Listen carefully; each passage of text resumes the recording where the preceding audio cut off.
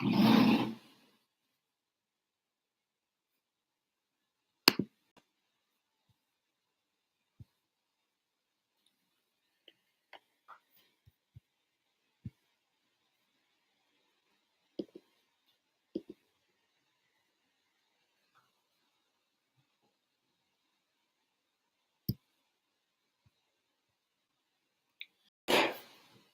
right, we're back. Funk and Focus, Urban Dance and Dialogue, episode 5. Today we're talking about being musical versus musicality. And we're going to have some discussion today. We're going to be talking about the ins and outs of music with dance. Shout out to all the people joining on Future Assassins Instagram. We have Funk and Focus YouTube going. As always, shout out Urban Artistry at Urban Artistry DC, at Funk and Focus Instagram. And we're just going to get this thing cracking. I'm still out here in Copenhagen. I'm here till November 30th. The Clash Festival was dope. We had a good time out here training, hanging out, doing my thing. So, all right. Topic for today is a very broad and simple one: being musical versus musicality. What are the differences? What's the definition of these things for you guys? How can we be more connected to musicians and really become more musical? How did that term come about? How did we get to this point where we're talking about musicality in dance when that's something that usually musicians are talking about? And later we'll talk about some documentaries for music and some different dancers that, you know, are really great examples of what I feel being musical is all about. So, all right, musicality. So the way that most dancers use the term is based around this idea of beat killing. We are in the era of the beat kill. This was not always a thing. Back in the day, people did not use the word musicality when it came to dance. People just danced to the music, and that's just what folks did. It wasn't something you had to practice. It was something that was common knowledge to dance to the music and to listen to the sounds in the song. And at some point over the years, from my experience, the place that I saw a lot of change and more focus on what people consider musicality or beat killing, which is the common definition of musicality, was in the early 2000s, Aki versus Sally Sly, B-Boy Summit 2001. If you watch that battle, Aki was dancing to the music in a new way where people kind of said, oh, wait, he really knows the song. Like, he really knows all the sounds, and he was accenting the music in this way that made it obvious that he understood and really listened and knew a lot of the sounds in the song. I'm not sure who he was inspired by for that. I know also around that time in the early 2000s, Pop and Pete had a lot of videos coming out. They were selling the VHS tapes and showing the footage from their performances. And he also was accenting a lot of music, more and more than what was being done in the past. And there was an emphasis, a push on people accenting the sounds.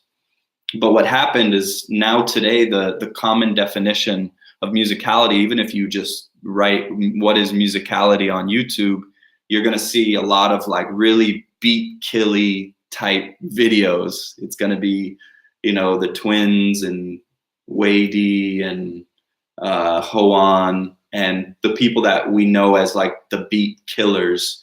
And people are kind of defining musicality around just that small aspect of it. So for me, musicality is not just hitting the beats. Musicality is about being musical. So some people focus on musicality or the idea of hitting certain sounds in a song, and other people that are just being musical have the option to be musical in many different ways. So before I get into what that is for me, let me just read the definition of musicality straight off the internet. Here's a few definitions. First one is sensitivity, knowledge of, or talent for music. The second one is quality or state of being musical. The third one is quality of having a pleasant sound. So that third one there is more like from a musician's perspective, but we could think of that in dance as someone that just has a nice vibe or a nice flow or kind of the character of the song. The first two definitions are basically saying that musicality is actually just being musical. They're actually the same thing if you go off of this definition from Google here.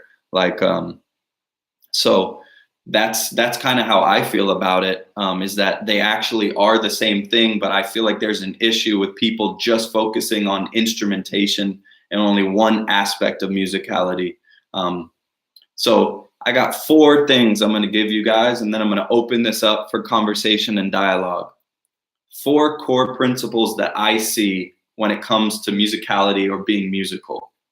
Really, I'm just going to start saying being musical, because for me, that's a better way to say it, because I don't want any confusion about, oh, musicality, oh, he killed the beat. Oh, he heard that little sound and went ding, ding, ding, ding.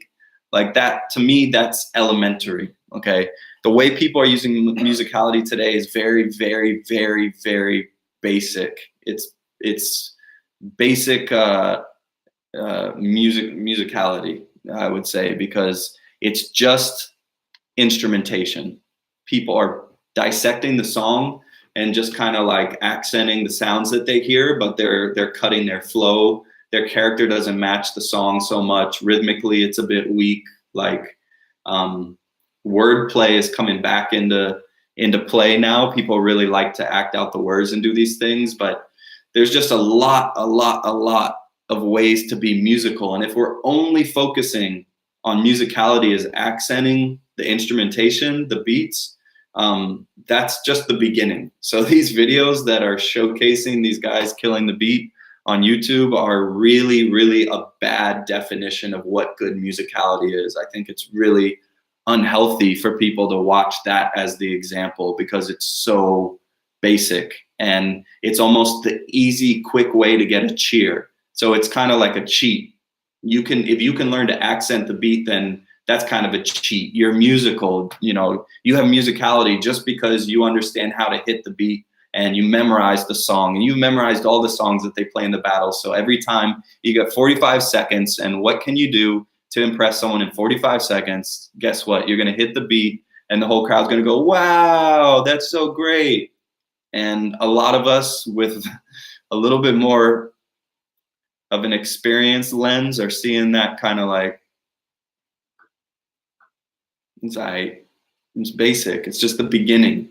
So we have this era where we're focused so much on technique as poppers and so much about how we're moving and how it looks that we're really not diving into music at all. We're losing this idea that musicians and dancers should be doing these things in the same room. Really, the knowledge that the musicians have is the knowledge that we want. Like, I'm not even the ultimate person to speak on this.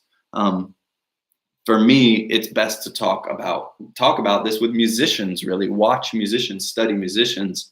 One of my teachers for this in dance, Rashad and Damon, mostly, but Damon is a drummer. So he's a musician. He understands things rhythmically, time signatures, triplets, paradiddles, all these different ways to use rhythm that people in the dance scene just have no clue about. And it's one of the biggest reasons why people don't understand what Damon's doing. They don't understand it because rhythmically it's so advanced that they're not comprehending what's happening. They're waiting to see that one thing that they know. They know about the beat kill, because you could show that to anybody. You could show a beat kill to anybody and they're going to understand it. It's a watered down way to attack music. It's basic and so simple, and it's corny. It's just really corny, like if you do that for your whole career and think you have great musicality, like you're cheating yourself kind of, you're not really going as deep as you can with this music thing. And so I think that's important. So sorry, back to the 4 things. 4 things: character and color of the song, the mood of the song, right? When we listen to music, every genre has a different mood, blues to funk, to rock and roll. And that's sort of the color, the tone of the song. How does it just make you feel overall when you hear it? This is a great place to start. It's also the place where a lot of people, they miss that. This also can give you a lot of flow, right? Next is instrumentation. Instrumentation is dissecting the sounds, listening to what we're hearing in the song, not only rhythmically what we're hearing in the song, but emotionally, what does each sound make you feel? The mood. How does the sounds make you feel? How does that sound make you want to move based on how it feels, not on just the rhythm of it? Because there's a lot of ding ding ding ding ding ding ding ding ding ding ding, and it's kind of ding ding ding ding. It's kind of crazy. Anyway, instrumentation, right? So that's dissecting the song. Already those 2 together are powerful. If you have too much of the ding ding ding and not enough flow and character mood of the song, it looks cut. When you ding ding ding, you cut your flow. You lose this. When you have the flow and you have the boom boom boom boom, but it keeps it boom boom boom boom. But you have this undercurrent, this flow, this color of the song, right? Which is why bass lines are so important usually in dance. And if you just have a simple flow, that can get boring too if you're only on quarter notes. So it is important. Timing and instruments are important. But let's go to number 3. Number 3 is rhythms, okay? You can use instrumentation to create rhythms. You can use multiple sounds to create your own rhythms, but you can also just create your own rhythms. It's one of the reasons why I'll say like dances like Crump are beating a lot of poppers in battles, is because not only are they more free in general, but they have more rhythm patterns.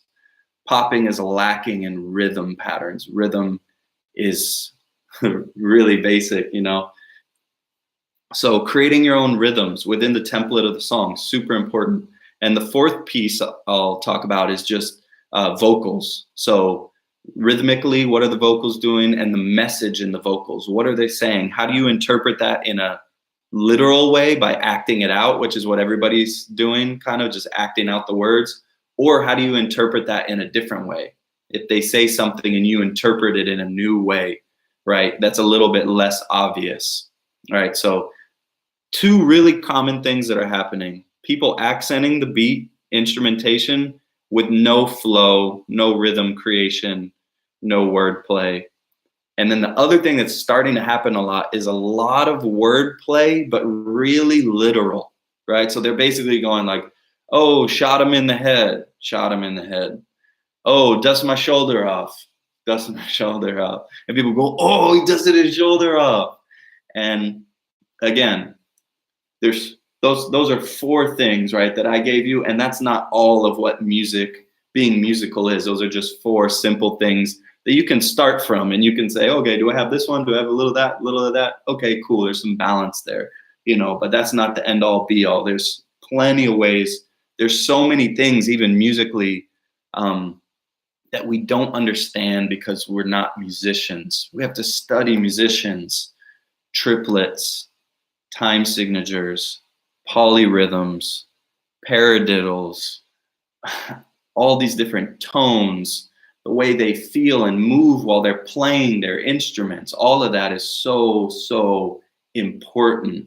We have to learn to feel a bit more like the music than just to learn the techniques, right? Popping has this way of becoming so over technicalized that we forget about trying to feel like what we're hearing, you know? And even this idea of what people say musicality is, these beat kills and hitting all the beats, it still doesn't come with the emotion so much of like, it becomes technical. See, this is one thing that I'll say before I open it up, is that people turned musicality into a technique. because some people just weren't funky. Some people just couldn't get with the music. They couldn't match the sound. So they said, oh, let's use this word musicality. That sounds interesting. Oh, what's musicality? Let's define it now. Let's define it. Let's define what musicality is. Oh, it's hitting the sounds. Okay, so we get to teach it now with hitting the sounds. That's what musicality is. And, now we have a technique for it. So people basically started to make being musical a technical thing because they weren't musical people. And that is one of the biggest issues with what people define musicality as today, which is why musicality versus being musical, I say be musical all day, every day, But I also will say that musicality is supposed to be being musical. That's what it's supposed to be for me, So, all right. That's just some background info. Questions that I'll put on the table. What do you guys feel the difference between musicality and being musical is? Do you guys see any problems with beat killing and accenting, or do you guys think that that's evolving musicality and being musical? And let's talk about dancers that we really think are some of our favorite, most musical dancers in whatever style it may be that you guys are coming from. So let's head over to Instagram and see what's going on. All right. Folks are joining. What's up? Hi, Aaron says it's basic and too obvious. The timing thing you're talking about. People only accent. That is very true, I believe. And I also want to say that I don't think that there's something wrong with accenting the music. It's just that it's oversaturated with people accenting the sounds, and they do it in a way that is like they're teaching you. Like, I really don't like that when they do it like I can't understand it. It's like watering something down, like watering it down so everybody in the room will understand. Like, there's no subtlety to that. Like, just like good beer and good wine, the subtleties, or good food, a good meal, it's the subtle differences, the subtle things that make it so nice, that make it so much better, And when people are teaching you that they hit that sound, ooh, look, I did it. Did everybody get it? I made it so simple that everybody could get it.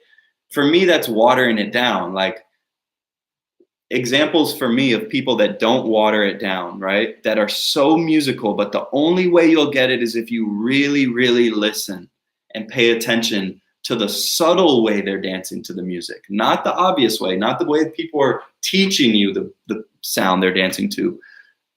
Damon and Rashad are the first two that come to mind.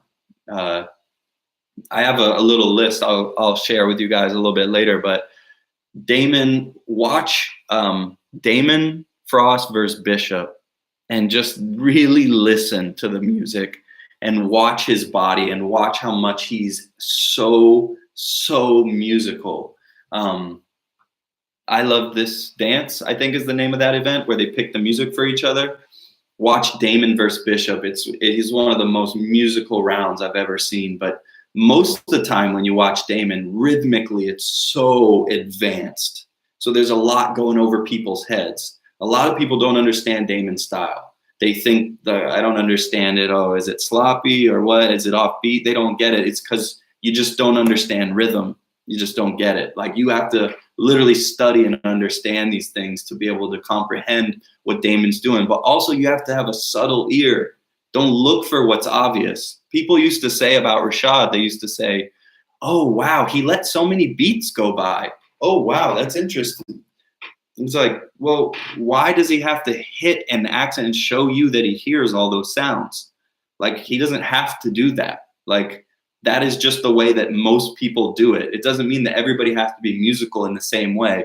And that's what I mean about people turning musicality into a technique. Oh, you're not doing it the technique that we understand it. And people are doing that with movement too. Or you're not doing the technique that we like. And again, it's killing the freedom and the fun. Wise Wave, Damon really dope with rhythm without beat killing. Yep, Damon Frost. His workshops are incredible. Check him out. Every time he does rhythm classes, he has an exercise he calls the BIP. Everybody in Sweden knows about the BIP. It's a coordination with your mouth, your hand clapping, and your feet stomping. And it covers quarter notes, eighth notes, sixteenths. I mean, it's crazy coordination and rhythm. Damon is your guy to check out. Okay, my mom's on. What's up, Mom? Mom's hanging out, checking it out. Hi, Aaron. Beat kills are fine with me, but I would like to see creative approaches. I don't like it when it's too obvious and everyone says, ooh.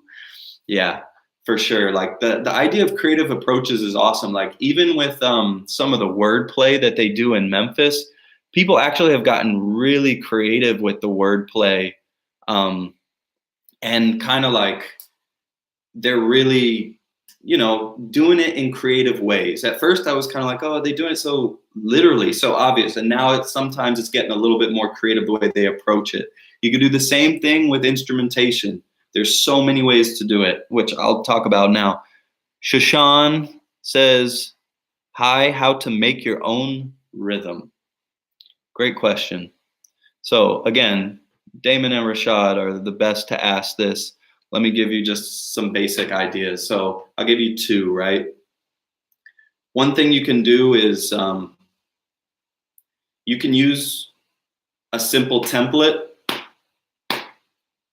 quarter notes, and you can fill in this template with ands, uhs, and e's, right?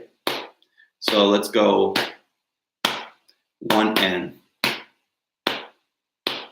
1N, 3N.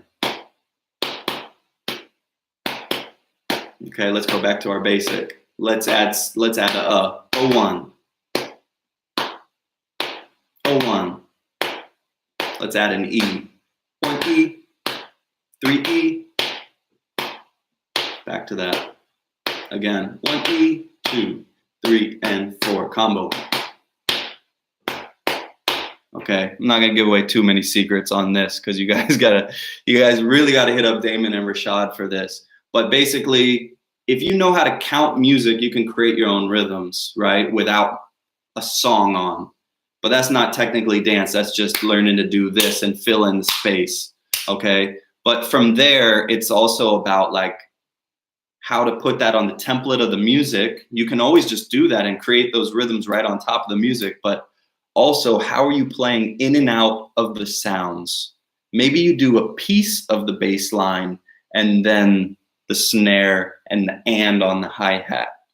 Maybe you do the snare to the snare to 16th notes to the bass, and you chop some of the sounds up. You can create rhythm based on instrumentation. All the people that are just accenting the sounds, mix those sounds up. You'll start to create your own patterns. Don't just hit one sound, hit 2 or 3 at a time.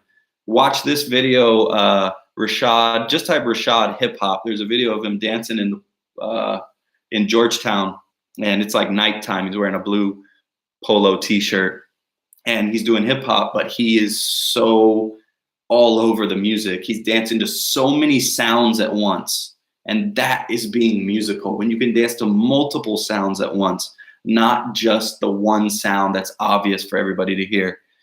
All right, Caden, beat killing and accenting excessively feels mechanical.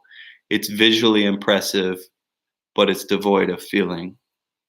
Word. Yeah, so true. If you guys haven't seen Caden, you gotta check out the way he's moving. It's real funky and real free.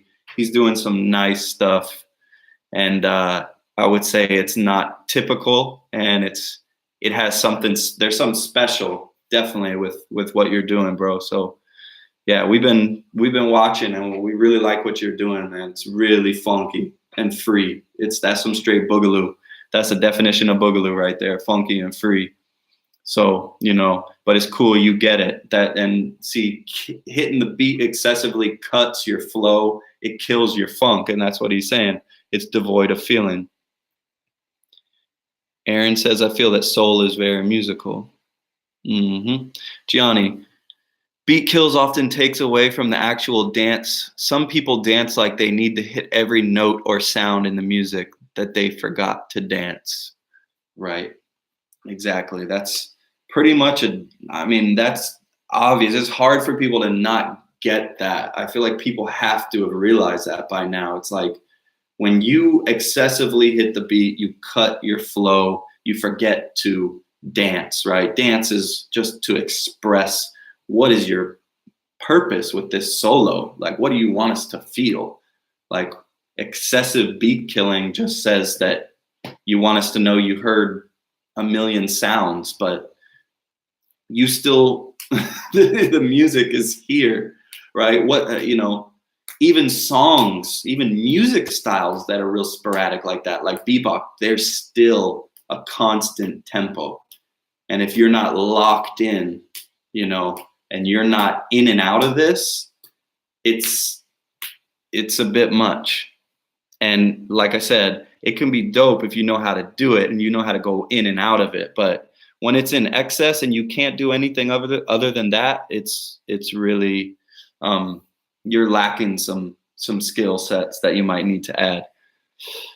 Wise Wave, Damon's rhythm drills are crazy. Yo, every time I do the bip drill, I'm like a beginner again. It's like the first time I ever did anything. I'm like, bip, bip.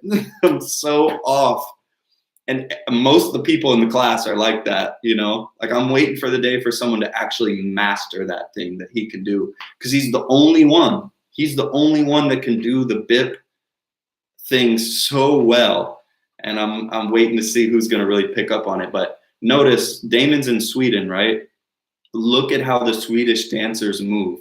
They have a funk and a freedom to the way they move. And look at the guys that lock. A-Train, Marcus, Razzle Dazzle. Their locking style is so original and rhythmic because they got the mood of the song, they got instrumentation, and they got rhythms, extra rhythms. It's the next wave. For me, it's the next thing. Like how strutting is now so popular, and how like beat killing became popular in the early 2000s, and how like everybody wants to juke now. Rhythm creation, watch what I say. Rhythm creation is the next thing, especially like because we're talking about it now. We're getting these dialogues going, and you see it with Damon, you see it with Rashad. People, this will be something really nice for people. But if we want to keep up with some of these other styles, we're definitely going to have to get a lot more rhythmic. Hi, Aaron. In my opinion, I like tempo when he was popping. Word, definitely. All right, let's go. All right, so Russ, Assassin's Urban Artistry. I'm looking for a higher understanding of music, or pulling a sound that is lower register that will make a track new or refresh to how people hear. Not a weird conceptual way by any means. Word. So a little bit, Russ is a dancer, musician, DJ, so a little bit of a perspective from that. People that Russell's really musically inclined. Like he's like a dancer. When you watch him, he's super musically inclined, but he's also involved in DJing, playing piano.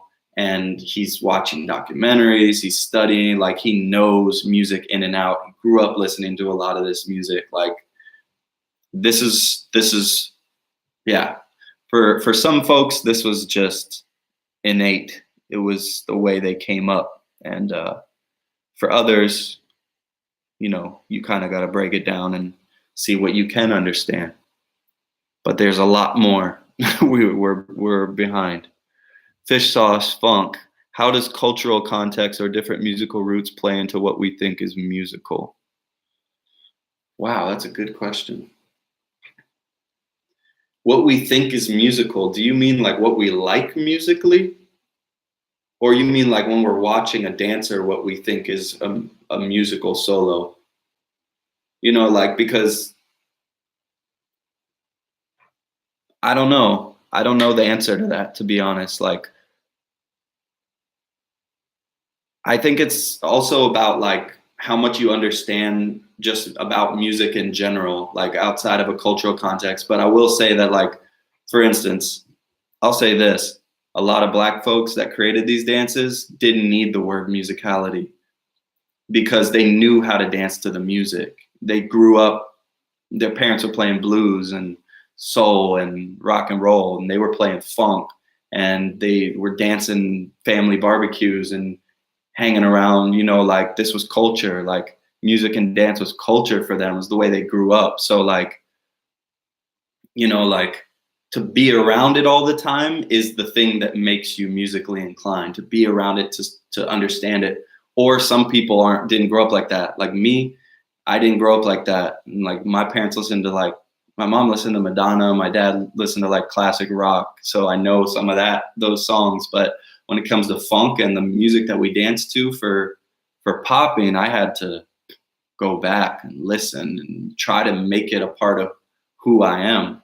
And that's just the truth, you know? So like I said, there's certain people that you go to for learning these types of things. And how do you do it? You know, you ask Rashad and Damon, how do you really think about this stuff? Like when you're dancing and being musical, I do think that where you grow up has to do with like what you appreciate in music and what you hear, what you tune into. Like, I hate to be, you know, stereotypical, and this is not the case all the time, but like Rashad loves the bass line, and I like keys and drawn out sounds and guitar and things that can be drawn out, you know, like, and, you know, I don't know, you guys seen that Dave Chappelle thing where he's like, look how the white people go crazy when the electric guitar comes on, and look how the black folks go crazy when the drums and the bass go. And then he plays the electric keyboard for the Asians. So it's kind of funny and stereotypical, but it has to do with like culturally the music you were just brought up on. You know, in the States, we're so mixed up now and everybody comes up on hip hop these days. So people have an ear for drum and bass. You know, people love drum and bass. But really good question. I'd love to hear what other people have to say about that one. Poppers with good musicality, in your opinion? I'm going to come to that at the end. Mime Octopus, that's a funny name. Is the music you create like you control it, or the music controls you? But it's both. If the music controls you too much, then you don't have a conscious control of what you're presenting and how you're presenting it. If you control the music too much, that might even be worse though, because then you're just literally you're dancing so much from here. That's kind of the idea of dancing from here or dancing from how you feel. And dancing from how you feel is the thing that makes people feel something, you know?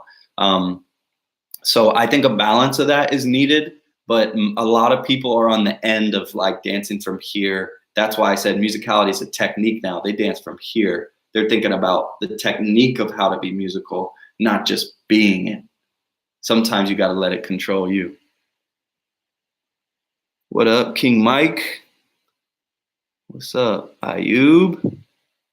Ayub knows that video of Rashad. That's a crazy video, that hip hop video. Poppin' Gway. Thanks a lot for doing this. I'm a popper from Malaysia. You allow me to understand more about dance culture. For sure. Thanks for tuning in. King Mike. Caden. You're welcome, bro. My mom says, I believe you can dance through the music. Get it, Mom. Wise Wave. Sweden in the building. Yep. Sweden's where it's at. Peep the mic. I think I must have missed a big gap on what you were speaking earlier. Will this video be on YouTube? Yeah. So every episode we put on, I put on YouTube, except for some of the Q&As. But when it's a specific topic, I put it on YouTube. So I'll post it later, probably tomorrow. Daniel the Letter. Any quick tips on getting down to music you're just not feeling? That's a great question. And sometimes not dancing is great. If you're not in a competition, you don't have to dance on every song. Like, you don't have to force it, you know. But if you're not dancing all night, that's an issue. So, you know, be realistic about that. You know what though? Dancing to music you don't like, sometimes you gotta find one sound. If you can find one sound in there that's kind of cool, you could start there and see where it goes. Sometimes, you know, you can psych yourself into it and just get into a character. You know, for me, it's all about characters. If I can get into a fun, playful character and smile, or look at one of my friends and show them something we worked on, boom, I might just look like I'm having so much fun. I might trick myself into actually enjoying the song. You know, sometimes sometimes we overthink that. We're like, oh God, I don't like this genre. Oh God, what am I? Nah, just start moving. Start moving as you're going. Smile, find a sound you like, or hit some movement you like. Sometimes certain movements will get you in a nice mode, and your mood will change. And once your mood changes, you'll be more open to the music. So, you know, things like that can help. Gianni, all episodes will be in the Funk and Focus YouTube channel. Thank you, sir. All right. Caden, I think people could also try to focus on music texture.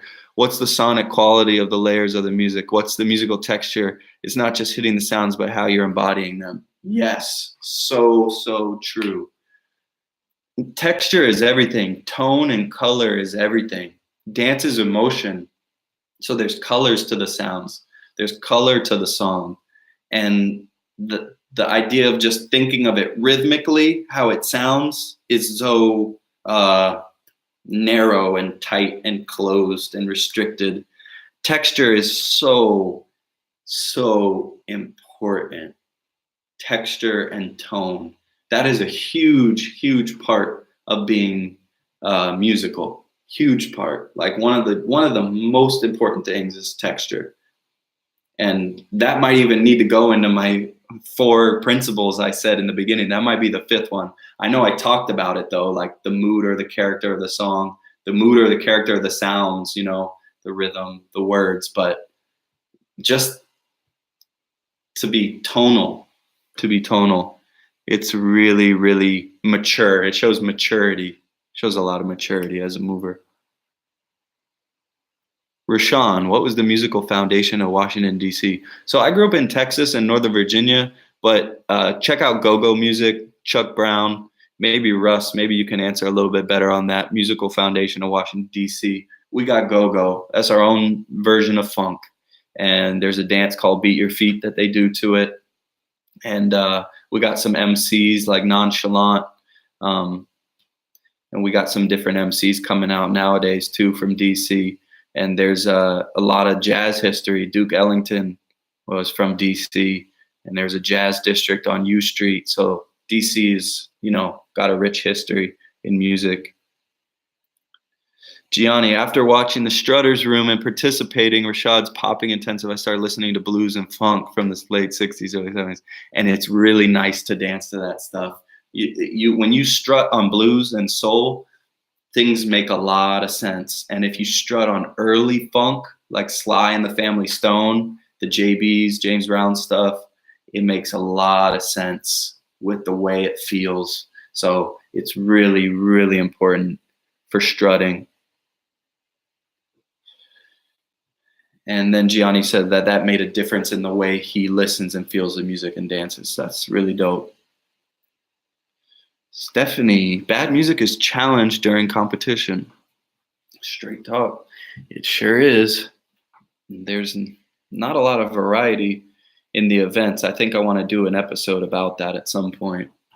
Usama, like I said last time, we have to watch and feel the music on your dance, not listening to the music and watching your dance. Feeling the music on your dance. If you can make people feel the music while you're moving, you know, if you can make people hear the music in a new way while you're dancing, these are all beautiful things that help with being musical. So Osama says, feel the music on your dance.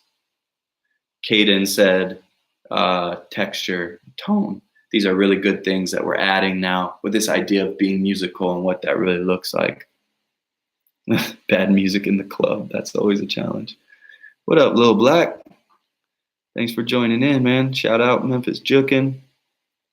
All right, Shashan, any tips if you are lost in the song or not feeling or thinking too much? Stop.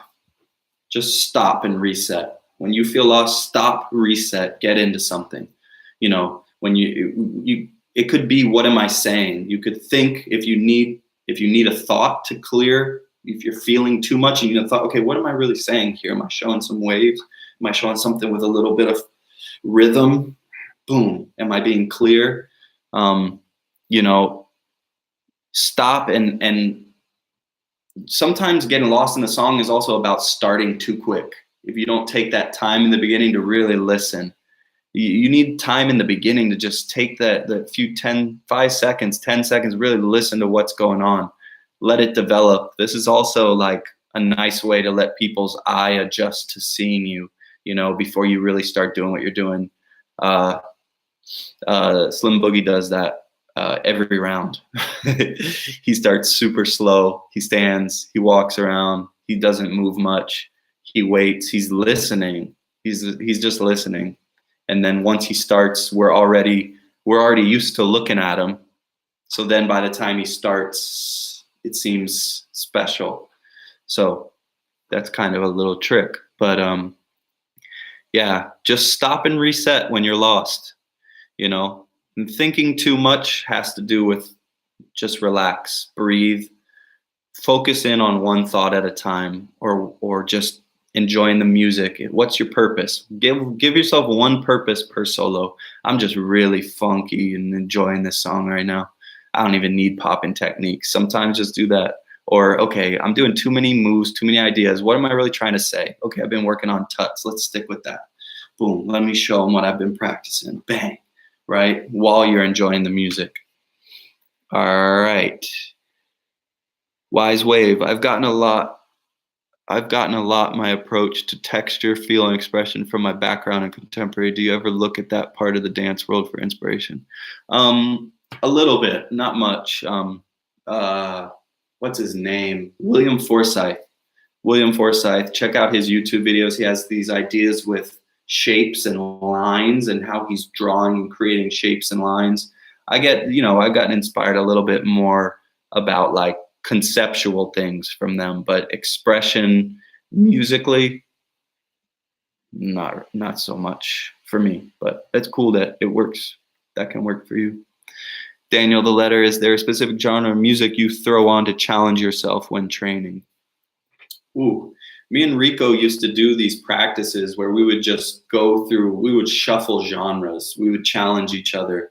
We'd go from rock and roll to blues to jazz to soul to New York hip hop to Southern hip hop to funk to G-funk to like dubstep to like electronic trap music, two-step music, garage music from London. I think for me, like jazz has been a bit of a challenge, some of the like bebop and jazz stuff, because it's so syncopated. So I think like jazz has been one of the ones that I've kind of like been like, oh, okay, I got to practice a little bit more on that. But the more you do it, the better you'll get on those genres, and the better you'll get at adapting to different types of music. It's a really great practice. Put what you love to do on different genres, and it will change the whole character, the whole mood, right? And then let's see if those people can beat freak their way out of that, because they won't be able to. That's how you know who the best dancers are. I wish they would play in popping battles. They would play like more electro, and like they play blues, like some funky blues or some funky jazz or something like, like some experimental stuff, really unpredictable, and like challenge us, man. Like play some soul music. Like I would love that. I would be so excited if they would challenge us in the battles. I would have so much fun. Stephanie, I like what you said about using character. I think that is the way out of bad music, or also, like you said, to find one thing you like about the song and go with it. Rashawn, how to get used to funk rhythms, which my body doesn't feel good about, but I really want to express myself on that. So there's some really simple rhythms that work on funk. Really simple. 1 and 2. Won't won't bop. Won't won't bop. 1 and 2. You see it in locking, you see it in popping. It is so important. Also, let's go through some basic rhythm. 1, 2, 3, 4. 1, that's always going to work. Now, if you go 1 and 2, 3, 4. 1 and 2, 3, 4. Let's reverse that. 1, 2, 3, and 4. 1, 2, 3, and 4. Let's double it up. 1 and 2, 3, and 4. 1 and 2, 3, and 4. Those rhythms right there always work on funk, and they might help you to get at least a base layer of ways to move. Boom, boom, boom, bang, boom, boom, bang, boom, bang, to get something going, you know. But listen to funk. Listen to it. There's so many genres of funk. Listen to all of it. See which, maybe there's a genre you really like and enjoy getting down to. Daniel Letter, do you have an opinion on all styles battles playing music like light feet beats just because it's friendly to most styles? All style battles playing music like light feet beats just because it's friendly. I don't know. Actually, I don't know. Maybe I have to rephrase that question, but I don't think light feet beats are actually friendly to most styles because most people don't know how to dance to light feet beats. Like, people don't really know how to do it. Like Southern hip hop, people are just trying to dance to Southern hip hop now because it's popular, but they don't really know movement that really matches that foundationally fits, you know? So I think all style battles should, you know, be challenging people with music, but I don't like when it gets too weird. I don't like when it's outside of the urban genres. And I think it's important to, if there's light feet dancers, to have some light feet music. If there's crumpers, to have some crump music. You know, if there's some jukers, have some Memphis jukin music. Like, because those guys shouldn't have to always dance on J Dilla or, you know, house. Like, it's important that musically we all adjust. You know, they're adjusting, they're coming to the all styles, they're dancing mostly on hip hop and house and popping, funk, you know, break beats sometimes. And, you know, it's important that we put that, I think it is important that we put that in there for them.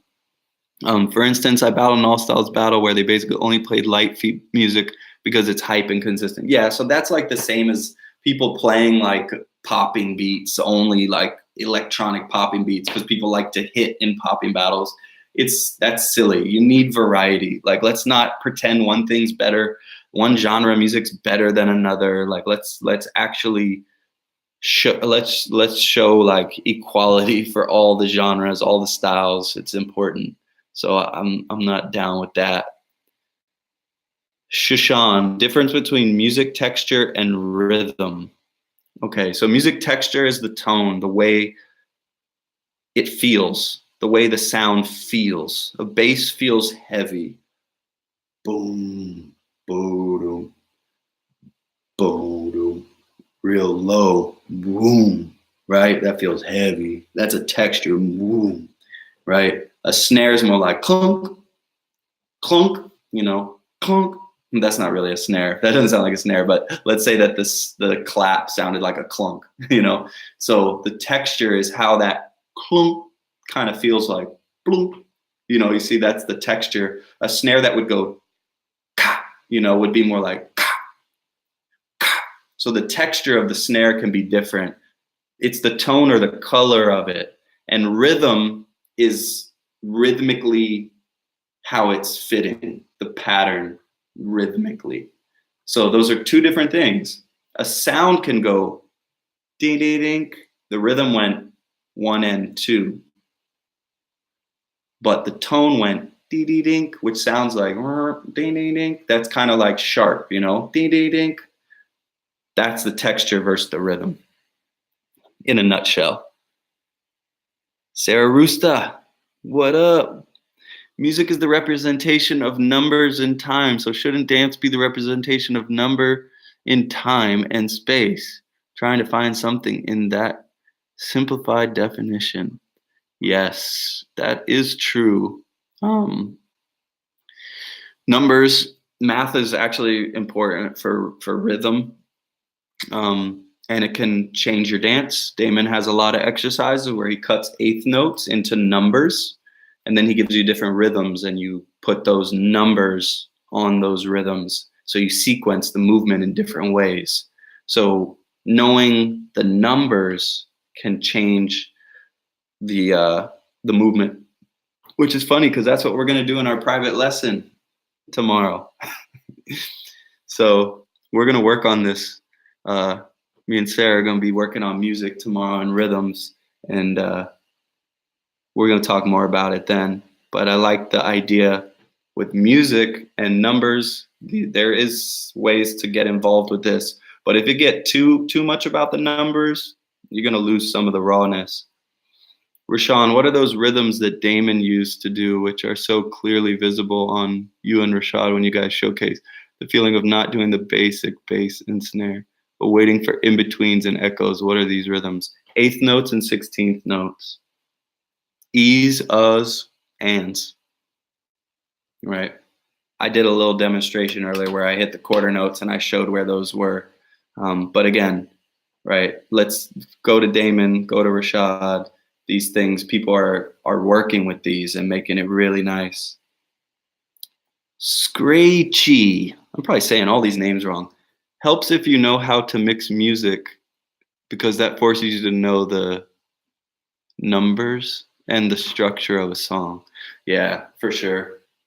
Yeah. Damon also produces music. I produce music a little bit here and there. And so that can really help, especially for tones, structure,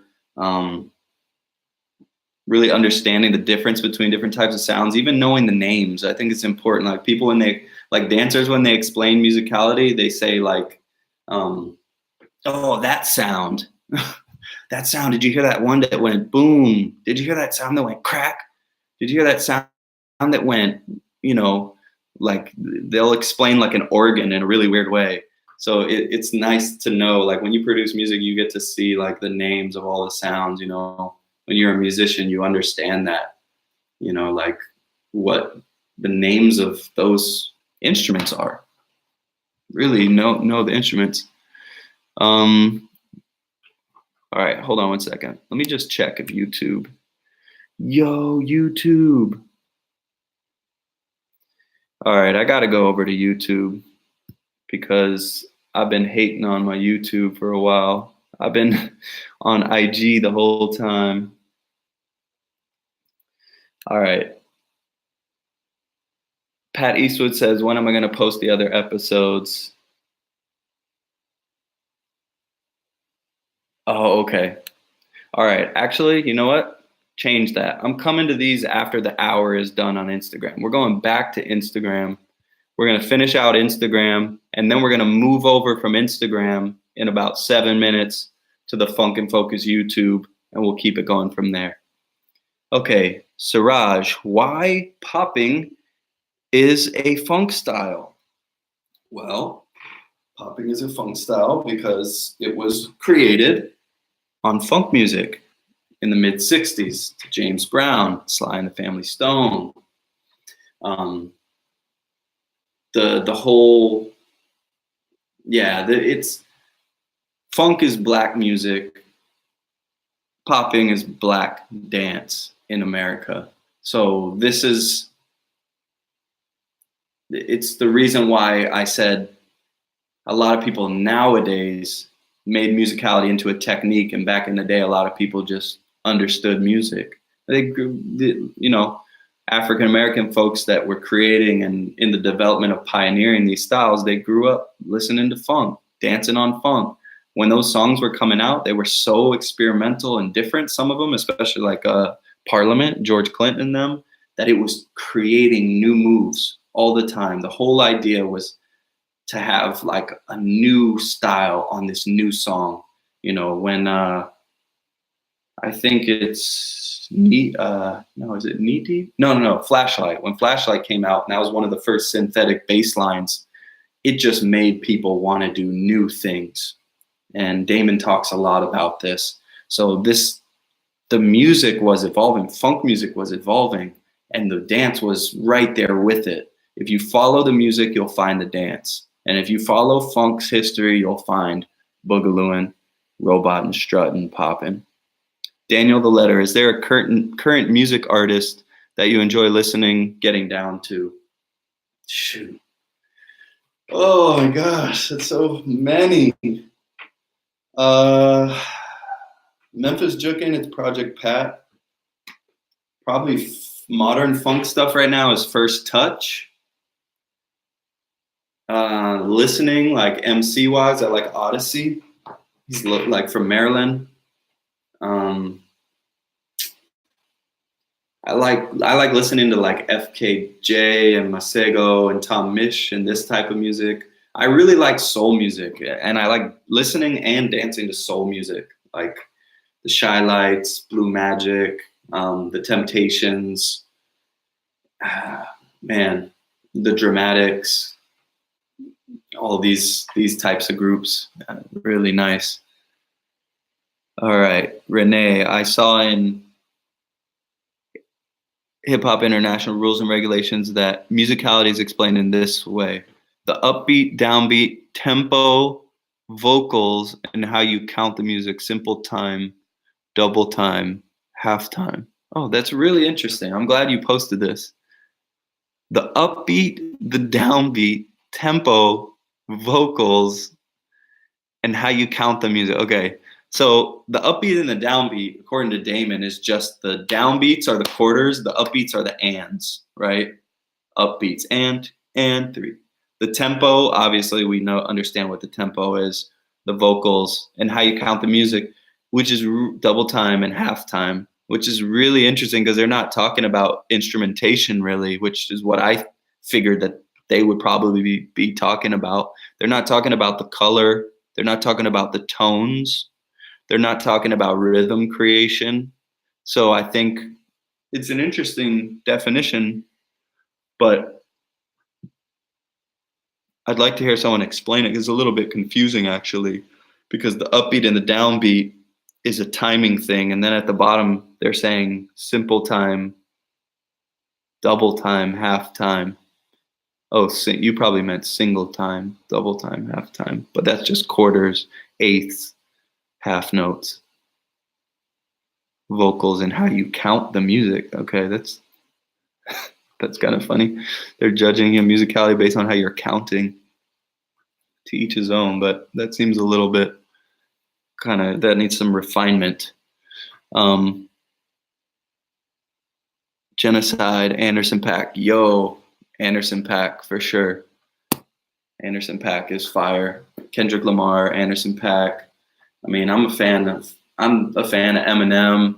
The guy that did the song with him, I think his name is Lucas Joyner. It's pretty dope. Like, yeah. I listen to a lot of different genres though. Like daily, it's like a lot of different types of music. All right, how much time we got? Oh, 2 minutes. When you say that nowadays people use techniques to better understand music rather than just feeling understanding, would you consider that a positive or negative involvement? Maybe a mix of both.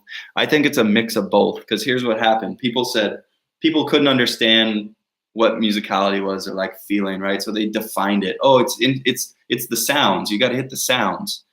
What that does is that limits musicality and being musical to one thing, right? So people got better at that. They got good at it. They got good at hitting the beats. But guess what? They forgot about all these other ways to be musical. So it was good in one way. We pushed one thing up. Now we just got to push the other things up too, you know? But if you treat musicality as like a technique in general, there's just a rawness in popping in general. There's just a rawness that's missing.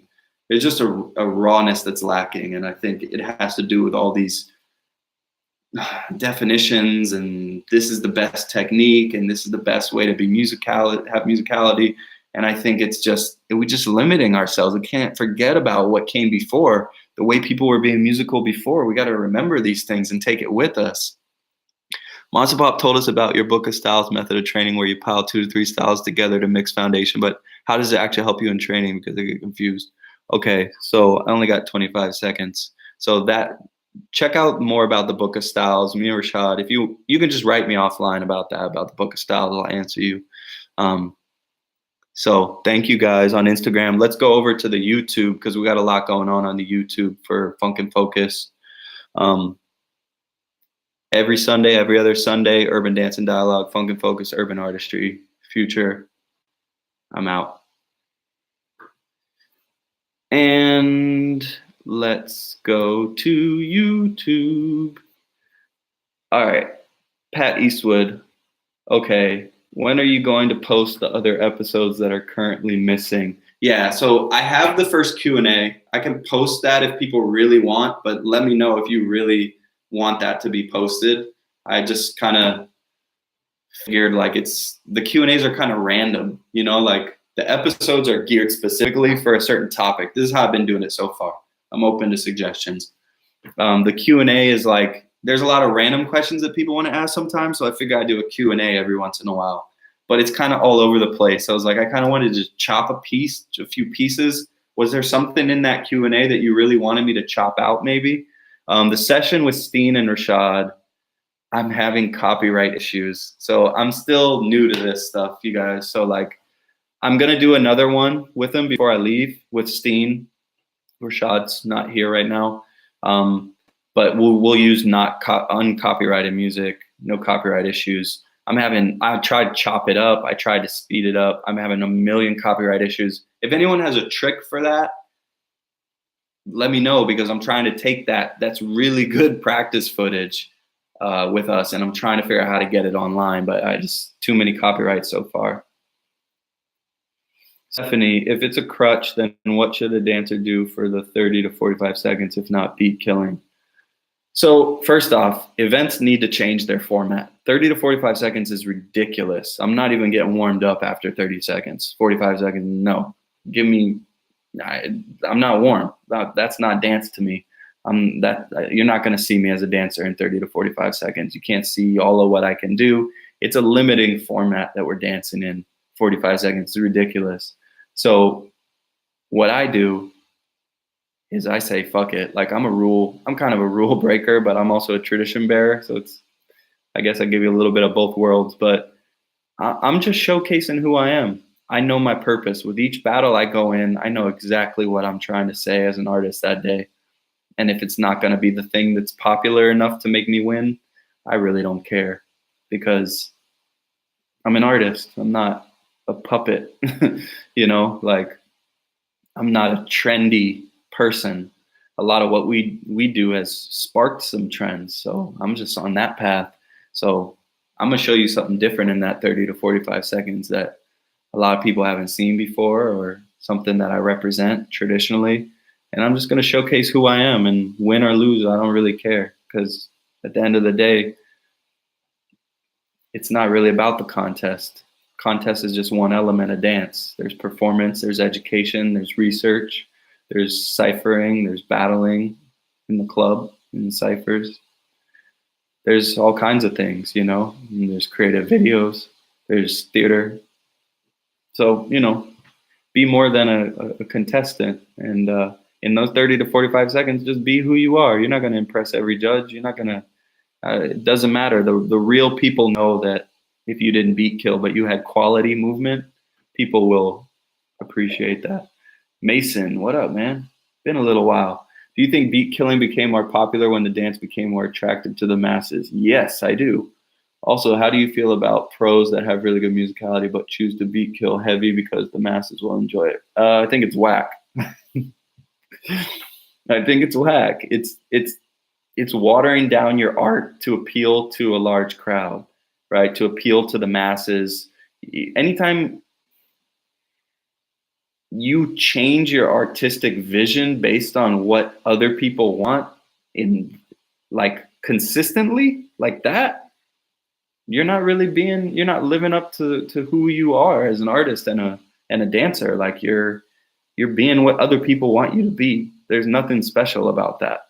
Like, who in the history books, you think the Nicholas brothers did that? Like, they actually, that they probably had to for different reasons, but not because they wanted to win a little urban dance battle. Like, but when you look at what they did, like, they were a representation of their people and their community and their dance. They represented that, you know. So a lot of the greats were different, and they were original, and they were their own artists, and they were different, and that's what made them special. So let's get back to that. Slick Rick, speak the truth about the musicality comment. I agree. Back in the day, we interpreted musicality very differently. There was not entirely necessary to be with the beat. It was more of a mysticism behind the musicality. Yeah, and I talked to Thomas about this today. Thomas Herat from Out of Control, Steen's partner, from the 80s and 90s. And he talked about how they were more into like creating a vibe out there. They were about rhythm, but it wasn't always, but sometimes you would hit the beat, but that would just be, sometimes that would happen, you know, you would just hit the beat because it just happened. And, you know, it wasn't like the only thing you could do. You were trying to mystify, like you said, like you were trying to give some cool character or an illusion or create a world and not always like hit the beat. So I'm glad you mentioned that. Oh, we got Boogaloo Dan. Yo, Boogaloo Dan. Respect, Oakland Boogaloo's finest right here. Shout out to all the Oakland Boogaloos, Pop-Tart, all the folks out in the Bay, repping for the BRS. Boogaloo Dan is in the house, original Oakland Boogaloo. The music has to be a part of your DNA, hands down. Without none of us will be dancing and the world would be in more turmoil. Thank God for the music. Wow. I can take a funky song that I might have never heard of, but if it's funky, I'm on it. I also played 2 instruments in elementary and junior high school. Nice. There are certain details in the dance that a lot of people don't pay attention to and they miss. Wow, thank you so much, Dan, for commenting. This is awesome, you know, and hopefully, you know, get you on here. We do an episode with you if you want to. Next time we cross paths, I'd love that. But this is what it is, you know. Dan grew up in Oakland, you know. He's a representative of that city, and he said he could take a funky song he never heard of, but it's funky. He's on it, you know. Like people were adapting movement to sound. People could just get on that song and do it like that. And I like how he talked about playing instruments too. Like I know Rico, my jukin teacher, he also played instruments in high school too, and it's the reason why he had a really good ear for music, and he heard things that other people didn't hear. And Boogaloo Dan's talk about details in the dance that a lot of people don't pay attention to and they miss it. See, this is what we're talking about. We're talking about the traditions and the things that were done before. There's so much detail that went into these things. There's a way, there's a method to the madness. So it's like when people water it down just by beat killing and thinking that's enough with some weird, ugly moves, people are like, no, y'all don't got it. Like, you don't have it. Like, you don't understand what you're doing. But then you get everybody going, oh, it's so dope. Wow. Oh, remember Pop-Tart and Dan talk about this, how funny this is when they saw B-boys and poppers doing this. Oh, because they didn't come from that. They didn't come from people doing this, you know, but like things really are changing. But if we let the quality and some of the traditions die, because the beat freak and hitting the sound and spazzing out on the beat and doing it all sloppy, people like that, and man, we're losing the quality. We'll lose the quality in the dance, and that's a shame. All right, let's see. Hello, can you tell one more time what the 4 elements were? Okay, the 4 elements I said was character of the song, instrumentation, creating rhythm, and using the vocals. Oscar, what's up, Future? Any tips on how to make your own rhythms clear for the viewer so they understand what's going on, especially the ones where you become an independent instrument in the music? Yeah, I do. So I think, Oscar, let's take that one offline. There's certain things that's a lot of like, it's Damon and Rashad workshop material. So I already gave quite a lot in this video. So let's write me a personal message and I got you. Mason, it's content. I like having the Q&A to watch and learn from. Good questions, but they're not necessary to go up. Yeah, sometimes they don't have to.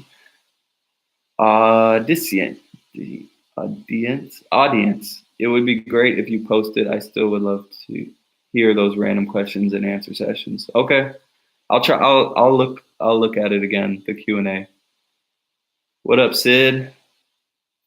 Siraj, what is the difference between beat freak and beat killing? I think it's the same. I think it's the same thing. I think it's just a different term that people. Beat freak was the first thing I heard, and then it became beat kill.